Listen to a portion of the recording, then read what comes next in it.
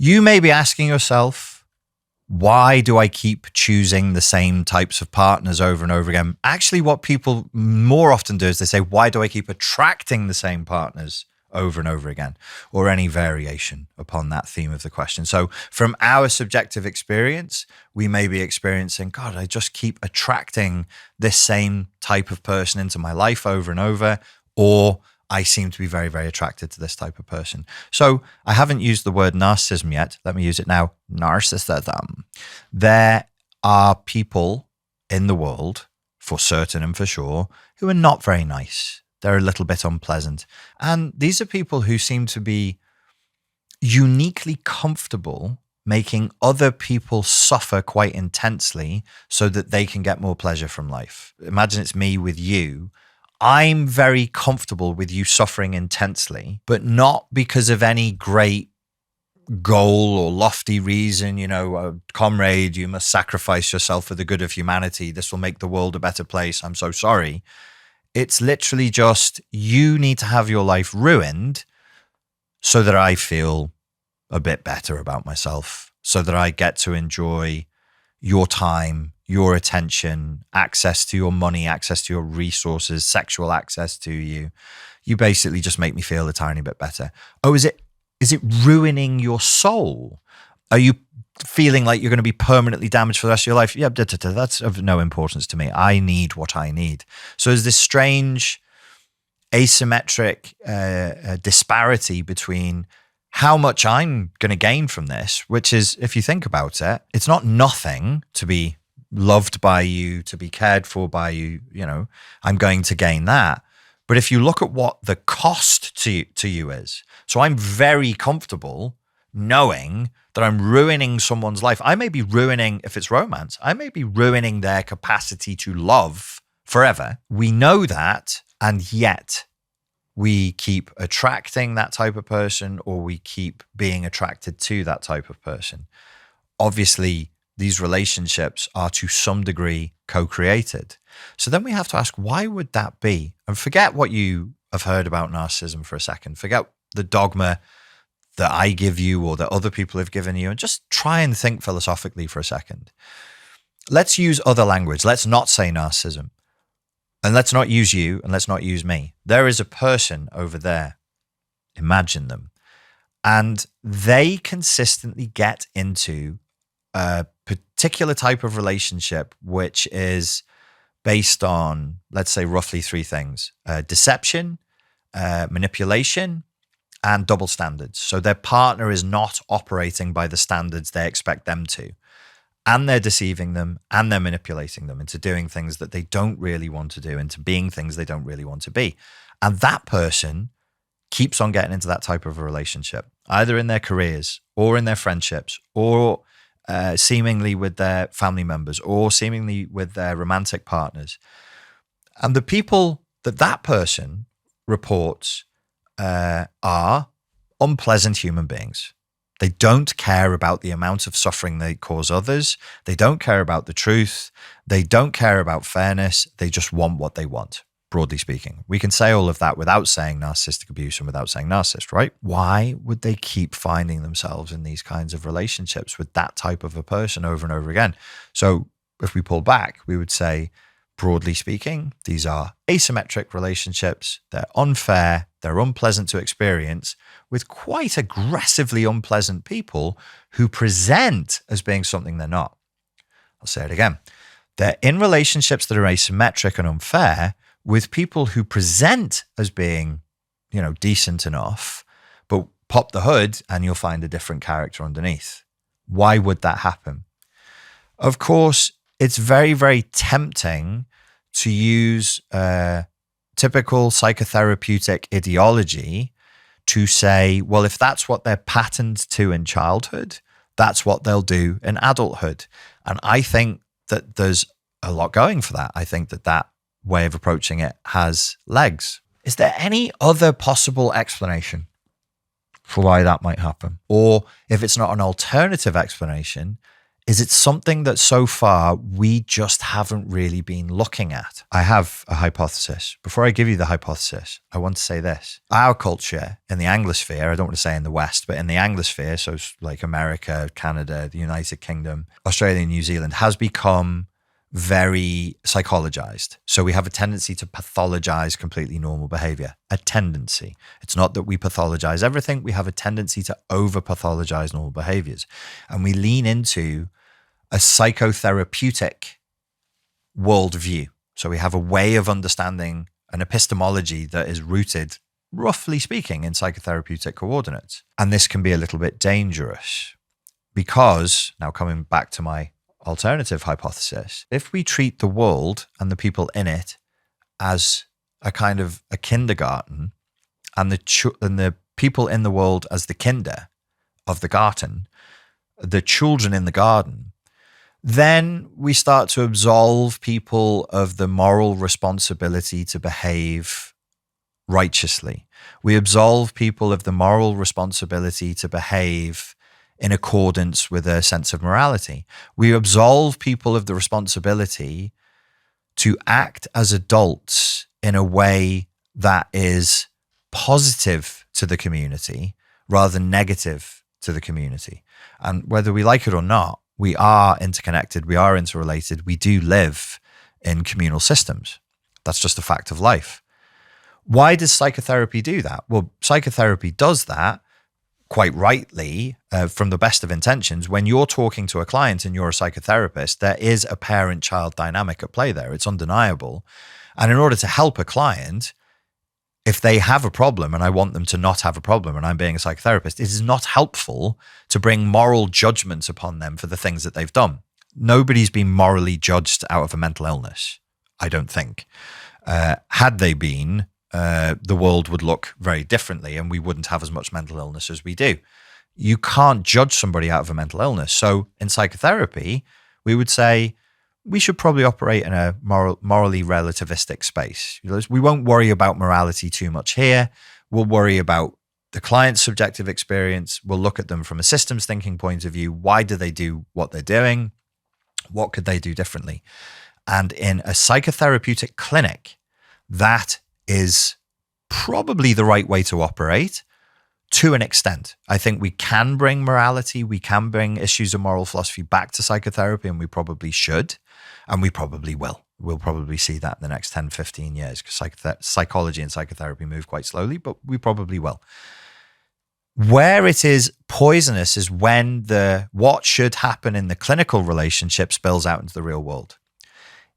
It is not your responsibility to think of why your abusive boyfriend or abusive girlfriend is doing why they're doing what they're doing. It literally isn't your responsibility. And it doesn't do you any good. And in fact, it hurts the relationship. It doesn't do you any good to think of your abusive boyfriend or abusive girlfriend or husband or wife or partner or mother-in-law or boss or whoever, or friend or whoever it is in terms of, so I see the person does bad thing. I see the person does bad thing with me and with other people. The bad thing that they do hurts me.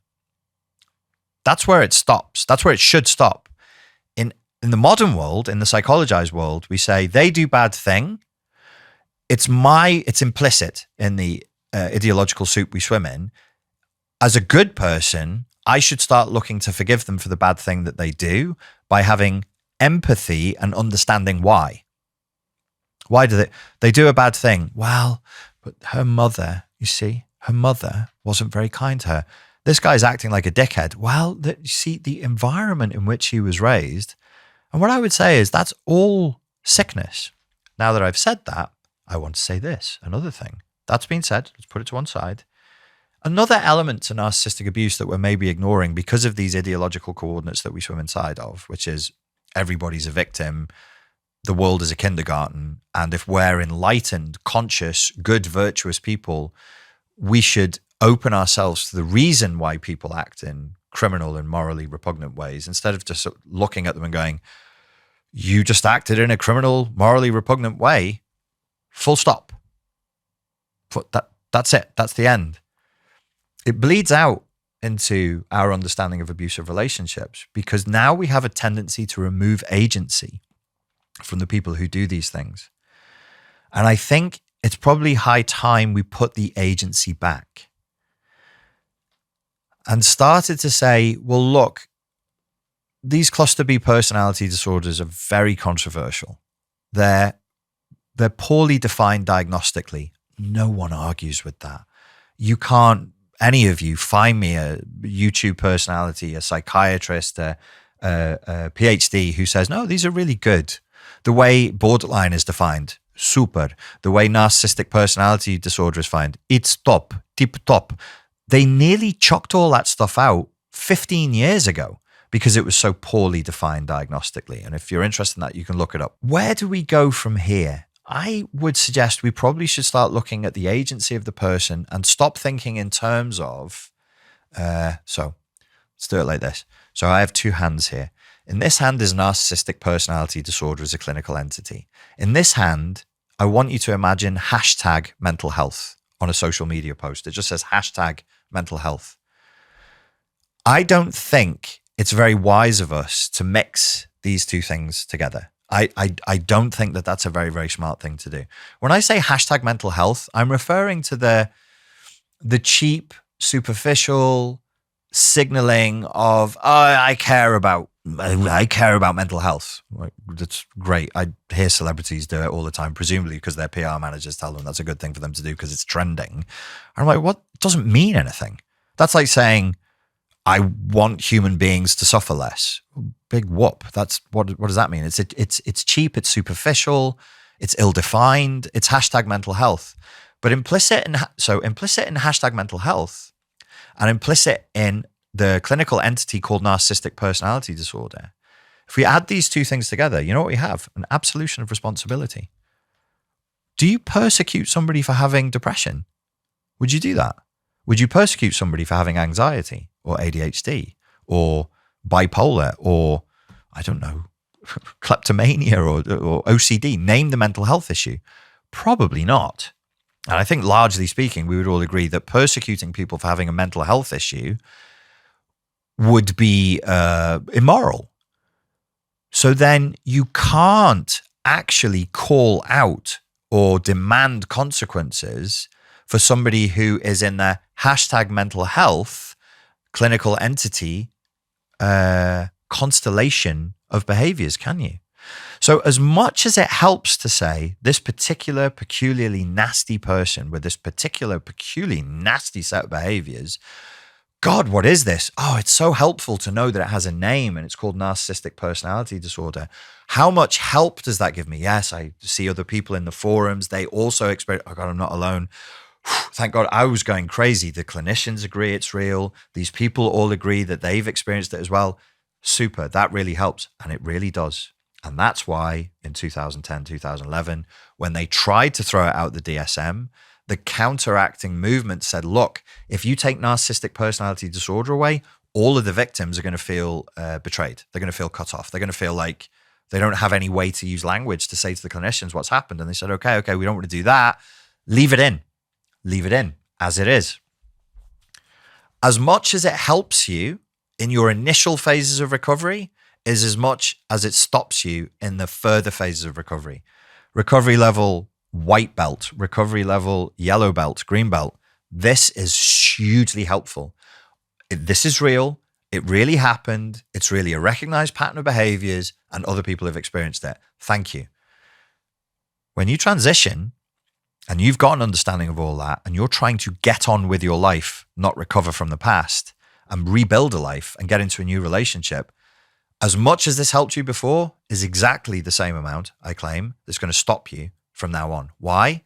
Hashtag narcissistic personality disorder is a clinical entity. Hashtag mental health. You can't persecute people. It's almost the same thing as saying, so I'm going to say you have a Spider-Man disorder. And that means two things. You're behaving in a very, very nasty way that we recognize, and we see the web of your lies and the webbing you keep spurting onto people's faces without their consent. And you're not able to stop it. Why? Well, it's a personality disorder. Hashtag mental health. Hashtag clinical entity. What are we doing? We don't persecute people for having psychotic spectrum disorder, general anxiety disorder, seasonal affective disorder. We don't like, you're terrible people. What are you doing? Do you see the problem, the double bind that this places us all in? How are you going to resolve this? How are you going to escape it? I think the right way to do it is to say, okay, at a certain point in my recovery, I'm going to move beyond this highly controversial, highly critiqued, very, it's just not good science. It's just not good. It's just not good diagnostically. It's not useless, but the way it's actually used clinically is interesting. Narcissistic personality disorder is almost never diagnosed on its own. It's one of the least singular diagnoses you can get for personality disorders. It's almost always delivered with something else. Why? Because it doesn't really stand alone on itself very well. It's very, very hard to find the textbook narcissistic personality disorder person with no other issues, with no other mental health issues. There's usually a raft of other mental health issues there. Would we, at a certain point in the recovery and in the certain point of trying to understand what's happened, be better off just saying, this person does nasty things for reasons? It doesn't help me to role play as their mummy, psychotherapist, kindergarten matron, as I've done. I've wasted years of my life doing this. Because if this person is fundamentally a victim of circumstance and they have CPTSD and trauma, you wouldn't abandon somebody with PTSD, I hope. So why should you abandon somebody with narcissistic personality disorder? You're in a double bind. Now you can't. Your own moral system won't let you do it. I think it's worth trying to transcend that definition and go back rather than forward into more simple terms of saying, this person does evil in the world. Well, do they know? Do they lie? Is it confabulation? Are they conscious? Do they mean it? Is it instinctual? Not your problem. Not your problem. Let it go. You're not going to solve the mystery of narcissistic personality disorder. It's not solvable. If it was solvable, people far more intelligent, credentialed and qualified and experienced than me or you would have done it 20 years ago. There's been people who've been at this for a long time. It doesn't go anywhere. What we've tried to do is pathologize evil behavior. It's not probably, I know full well the answer, I shouldn't speak like that. It is certainly going to be better for your recovery to call evil evil. Say, that is unacceptable behavior. I don't care why you're doing it. Well, my childhood, my mom, my dad. See a therapist. See a therapist. I'm not a therapist. Even if I am a therapist, I ain't your therapist. We've had sexual intimacy, or we're friends, or you work for me, or we're family members. I can't be your therapist. Go and pay someone. Go and pay a stranger who's a professional, who's credentialed, who's qualified, who's experienced with this. Go deal with it away from me. Two things should be happening here in the future. We absolve ourselves of the responsibility of trying to analyze why people do what they do, and we no longer allow people to put that responsibility onto us, whether the person is the actual person who's committing the abuse, our friends, our environment, or our culture. Don't get guilt-tripped into carrying the burden of responsibility for another person's wrong actions. If you do that, and you can let go of that, and you can go through the process, te absolvo in nomine Patris et Filius et Spiritus Sancti, I absolve you of the need to do that. It's not your job. Let it go. Let it go. When you do that, you won't, in my humble opinion, I don't think you'll find yourself back in these relationships again and again. Whether you experience that as they're attracted to you or you're attracted to them, if you can break through this, if you can break through this one thing, I believe you will lose your fascination for them. I believe they won't seem as intriguing as they have done, because as we know, if you listen to me here on this channel, for whatever masochistic motivation you have for listening to me, intrigue is one of the things that really holds people back from leaving the relationship. But why did he do this? But why did he do this? On October the 7th, 2021 at 2:07, why did she... You're going to spend the rest of your life going through text? Do you want to spend the rest of your life going through arguments that you screenshotted? Do you want to spend the rest of your life reliving experiences, trying to figure out why the person did it? The why is none of your business. It's not my business here. Say we're in a business transaction. Here's my market stall. You come here. It's medieval times. You come here. You give me 1 gold sovereign, and my job is to talk to you, and through talking to you, make it so that you can leave the bad relationship behind and go and find some handsome knave or wench at ye local pub round the corner. They have no teeth. It's medieval times. They stink terribly. It's medieval times. What do you want? Don't be so entitled. So you come here and you do that. I will not let you get into their motivations. We just stick with, what did they do? What did they say? How did the relationship play out? And then I would ask you, is that above or below your standard for how a person should interact with you? Well, his mother... Let's stick with what he did. Did he lie? Yes. Did he lie multiple times? Yes. Is that below or above your standard for how somebody should treat you? The end. Our culture, I claim, is inviting us to fuse and merge and break boundaries with everything. We're being invited to fuse and merge with everyone and everything around us. It's a mistake. It's a mistake. I am not you. You are not me. Your intentions are not my intentions. Your trauma is not my trauma. Your trauma is yours. Your burdens are yours. I will not ask you to carry my trauma. Please do not ask me to carry yours. I will not ask you to resolve my karma. Please do not ask me to resolve yours.